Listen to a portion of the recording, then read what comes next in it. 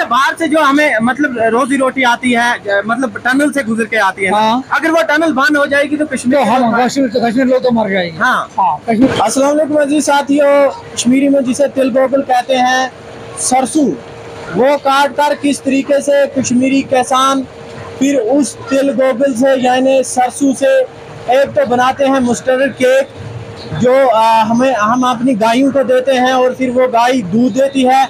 उसी के साथ साथ जो ओरिजिनल तेल होता है यानी कि मस्टर्ड ऑयल, जी हाँ दोस्तों, वो सरसों का तेल भी यहाँ निकलता है। हम पूरा वीडियो में आपको दिखा रहे हैं किस तरीके से इस मशीन में एक तरफ से तेल निकाला जाता है और दूसरे तरफ से ये जो मस्टर्ड केक है वो निकाली जाती है। और इसी के साथ साथ कश्मीर में सदियों से ये चला आ रहा है, लेकिन गुजरते वक्त के साथ साथ किसानों को मशीनों के जरिए बहुत ही राहत हुई है। वक्त के गुजरने के साथ साथ मशीनों ने किसानों के लिए भी बहुत आसानियाँ पैदा की है।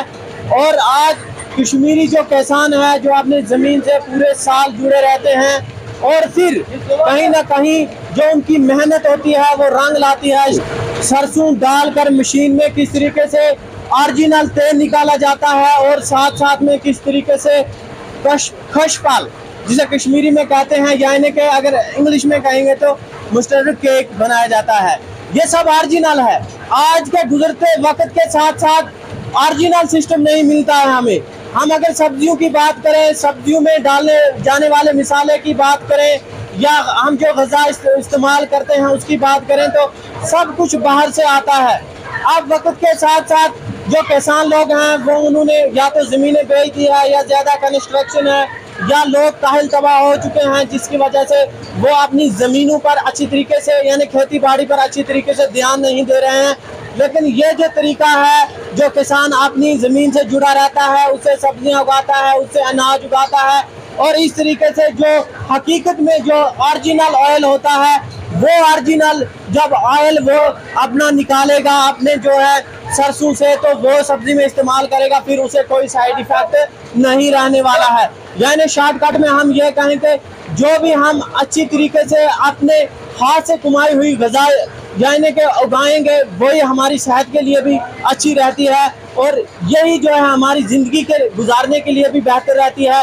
तभी हम फिट होते हैं। जब से किसान लोगों ने अपना जो है मतलब ज़मींदारी से अपना ध्यान हटा दिया है, बाहर के यानी ज़्यादातर पैसों में लग गए हैं और बाज़ार से सब कुछ, बाज़ार से दूध मिलता है, बाज़ार से सरसों का तेल मिलता है, बाज़ार से अब चावल मिलते हैं, बाज़ार से अब मसाले मिलते हैं, बाज़ार से अब जो है रोटियां मिलती है। तो ज़मीन से जो कुछ उगा रहे थे हम कहीं ना कहीं वो हमें बाज़ार से मिलता है। यानी बाज़ार में मिलने का मकसद यह है कि वो 100% क्या ओरिजिनल होता है, क्या उसमें कोई मतलब मिक्स नहीं होता है, ये कोई नहीं कह सकता है। मौलिक बीमारियां भी पैदा होती है। ये है जो हम अपने जो है ज़मीन के साथ मेहनत नहीं करते हैं और अपने ओरिजिनल जो हमें उगाना पड़ता है ज़मीन से वो हम नहीं उगा पाते हैं, जिसकी वजह से हम बहुत सारी बीमारियों में भी हमारे लोग मुलव्वस होते हैं। और इसी के साथ हम बात करें तो हम जो है इस वक्त मोवरा में मौजूद हैं। ये जो आप मेरे सामने मशीन देख रहे हो, इस मशीन में जो है सब कुछ ओरिजिनल निकल रहा है। यही कश्मीर की पहचान है, यही एक अच्छे किसान की पहचान होती है, यही एक सच्चे किसान की जो है पहचान होती है। हम जानना चाहेंगे यहाँ के जो लोकल है, यहाँ के ऑनर जो कहेंगे इस मशीन के हैं कि अगले ज़माने में जो एक कशपाल होता था, जो हम कहेंगे कि ये सरसों होती थी, किस तरीके से लोग इससे तेल निकालते थे, ये जो है किस तरीके से इससे जो हम कहेंगे मस्टर्ड केक निकालते थे, फिर कैसा सब कुछ सिस्टम चलता था और आज में होता में क्या फ़र्क है। गुल मोहम्मद साहब, आप हमें बताइए कि आज और आज से 20 साल पहले जो ज़मींदार ये जो कहेंगे हम जो ये सरसों है, हाँ, सरसों उगाते थे, ज़मीन में मेहनत करते थे और फिर किस तरीके से वो निकालते थे, कितनी मेहनत करनी पड़ती थी। अब मशीन आने के बाद कितना आसानी हो गई है, क्या मतलब सिस्टम बदला है, आप हमें बताइए। पहले जमाने में बेल जो है ना, बेल जो जमीन को लगा है, हाँ, तो बेल की मशीन से तेल निकलता है। अच्छा, अब नया जमाना आया, ये एक्सपेयर आया, एक्सपेयर से बहुत आसान हुआ हूँ जी जी। और जो बेल का तेल निकलता है कम से कम 60 किलो में 15 किलो तेल निकलता है। जो एक्सपेयर आता है ये 40 किलो में 15 किलो तेल निकलता है। अच्छा, इतना आसान। और इसमें आधा घंटा लगता है एक टीन निकालने को, उसमें लगता है एक दिन निकालने को।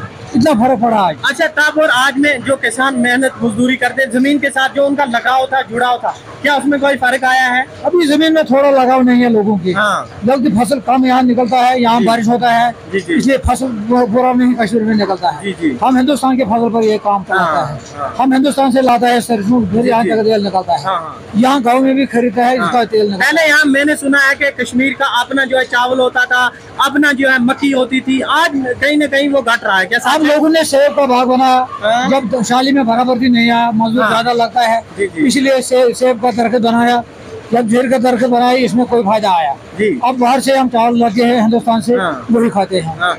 नहीं, क्या आपको क्या लगता है बागात लगाने पर अच्छा हुआ या कि कुछ दान जमीन जो हम कहेंगे वो बागात लगाने से फायदा आया। हाँ। सेब पर फायदा आया। हाँ। जिसमें हमको 10,000 आमदनी आता है, उसमें हमको 30,000 कम से कम आमदनी आता है। ये तुगना हो गया जब सेब लगाया। हाँ। लेकिन वो दान जमीन कम हो गई, उसमें क्या दान कहेंगे? बहुत कम हो गया।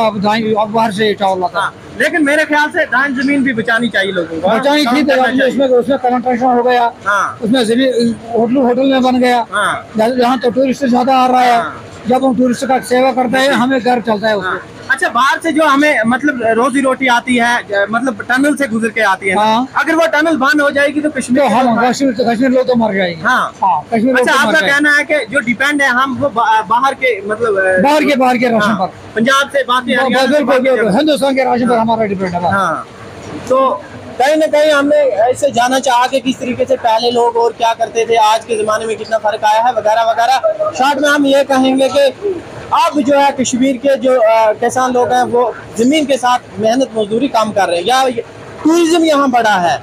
नंबर 1 बात। नंबर 2 बात है, जो आज की नस्ल है वो काहिल हो चुकी है और वो ज़्यादातर किस पे, वो सिर्फ पैसों पे नज़र रख रही है और वो आराम ढूंढना चाहती है। लेकिन मेहनत मजदूरी जो ज़मीन पसीना मांगती है, वो हकीकत में हम ज़मीन को पसीना देने के लिए तैयार नहीं है, जिसकी वजह से कहीं ना कहीं हमें बाहर से रोजी रोटी का इंतजाम करना पड़ रहा है। अगर टनल बंद हो जाएंगी तो ये सोचो कि कश्मीर में जो है बहुत ही अनाज की किल्लत होगी।